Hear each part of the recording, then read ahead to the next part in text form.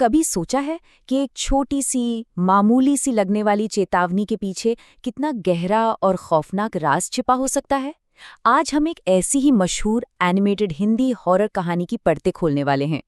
लेकिन ये सिर्फ डर और सस्पेंस की कहानी नहीं है।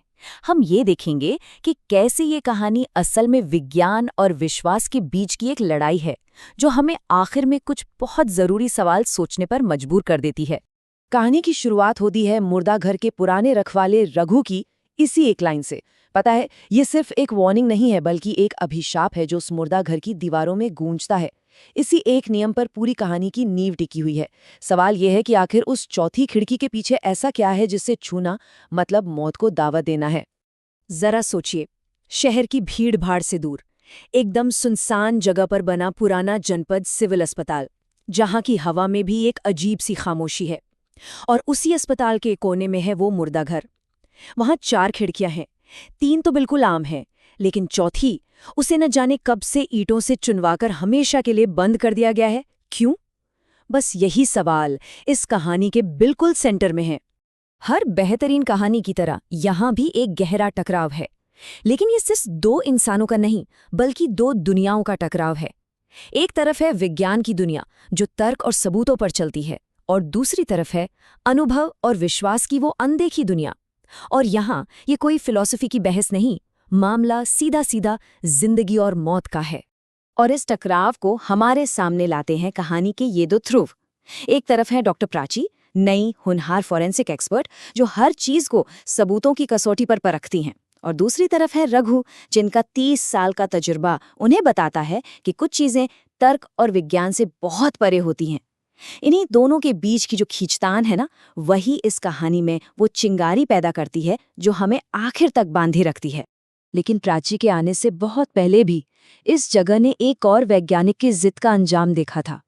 ये कहानी हमें याद दिलाती है कि कभी-कभी चेतावनियों को नजरअंदाज करने की कीमत बहुत भारी, बहुत ही भयानक हो सकती है। तो मिलिए डॉक्टर जोशी से, एक काबिल डॉक्टर जिन्हें लगा कि रघु की बातें सिर्फ अंधविश्वास हैं। अपनी इसी सोच के चलते उन्होंने सिगरेट पीने के लिए उस खिड़की को खोल दिया, और ये उनकी जिंदगी की सबसे बड़ी और आखिरी गलती साबित हुई। उनकी इतनी रहस्यमयी और भयानक मौत हुई कि प्रशासन ने डर के मारे उस खिड़की को हमेशा हमेशा के लिए ईंटों से चुनवा दिया। तो अब आप समझ रहे हैं कि यहाँ दांव पर क्या लगा है। डॉक्टर प्राची का विज्ञान पर जो अटूट विश्वास था ना, वो तब हिल जाता है जब अमावस्या की एक रात उनका खुद उस खिड़की से सामना होता है। वो जो महसूस करती हैं, वो उनके हर तर्क, हर यकीन को तोड़कर रख देता है। अब ये उनके लिए सिर्फ एक केस नहीं रहता, बल्कि उनके अपने विश्वासों का एक इम्तिहान बन जाता है। सच की तलाश में प्राची अस्पताल के डीन मिस्टर घोष के पास पहुंचती हैं। शायद वो अकेले इंसान जो उस खिड़की के पीछे दफन 8 साल पुराने राज को जानते हैं, और जो राज सामने आता है वो सच में दिल दहला देने वाला है। और यहीं पर कहानी एक ऐसा मोड़ लेती है जिसकी किसी ने कल्पना भी नहीं की थी। ये साया किसी बुरी, खूंखार आत्मा का नहीं, बल्कि निधि नाम की एक लड़की का है, जिसकी बेरहमी से हत्या हुई और जिसे कभी न्याय नहीं मिला। उसका शरीर लावारिस पड़ा रहा, उसका अंतिम संस्कार तक नहीं हुआ। अचानक ये हॉरर स्टोरी सिर्फ डर की कहानी नहीं रहती, बल्कि न्याय के लिए एक दर्द भरी अधूरी पुकार बन जाती है। लेकिन कभी-कभी एक छोटी सी लापरवाही भी एक बड़े तूफान को जन्म दे सकती है। वार्ड बॉय अजय की अनजाने में की गई एक गलती कहानी को उसके क्लाइमैक्स पर ले आती है, और प्राची को यह फैसला लेने पर मजबूर कर देती है कि अब इस रहस्य को हमेशा के लिए सुलझाना ही होगा। और एक बार फिर चौथी खिड़की अपना शिकार चुनती है। अजय, जो खिड़की की सफाई करते हुए नियमों को तोड़ता है, खौफ से चीखता हुआ मरा पाया जाता है। ये तीसरी मौत थी। ये मौत प्राची को अंदर तक झकझोर कर रख देती है। अब वो जानती है कि इसे रोकना ही होगा। अब पीछे हटने का कोई रास्ता नहीं बचा है। और यहीं हम डॉक्टर प्राची के किरदार का एक शानदार विकास देखते हैं। वो समझ जाती हैं कि इस पहेली को सुलझाने के लिए सिर्फ विज्ञान काफी नहीं है।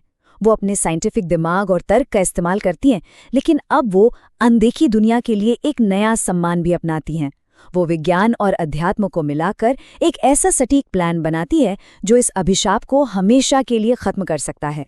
अनुष्ठान के उस तनावपूर्ण पल में जब हर कोई अपनी सांस रोके हुए था, एक आवाज गूंजती है निधि की आत्मा की। लेकिन उसकी आवाज़ में बदला नहीं, बल्कि एक गहरा दर्द और शांति की गुहार थी। वो सिर्फ एक चीज़ मांग रही थी, न्याय। ये वो पल है जो इस कहानी को हमेशा के लिए बदल देता है। और अंत में सालों के दर्द और पीड़ा के बाद शांति मिलती है। कहानी का एंड किसी आखिरी डर के साथ नहीं, बल्कि एक मुकम्मल समाधान से होता है। निधि की आत्मा को शांति मिलती है, उसके परिवार को सुकून मिलता है, पुलिस केस सुलझा लेती है और मुर्दा घर से हमेशा के लिए डर का साया हट जाता है। आतंक की वो खिड़की याद की एक पवित्र जगह बन जाती है। तो आखिर में कहानी हमें इसी एक मार्मिक सवाल के साथ छोड़ जाती है। यह हमें न्याय, विश्वास और उन तरीकों पर सोचने के लिए मजबूर करती है जिनसे आत्माएं और हम इंसान शांति पाते हैं। ये सिर्फ एक डरावनी कहानी नहीं है, बल्कि इस बात का एक पावरफुल रिमाइंडर है कि न्याय सिर्फ जिंदा लोगों के लिए ही नहीं, बल्कि उन लोगों के लिए भी जरूरी है जो अब इस दुनिया में नहीं है।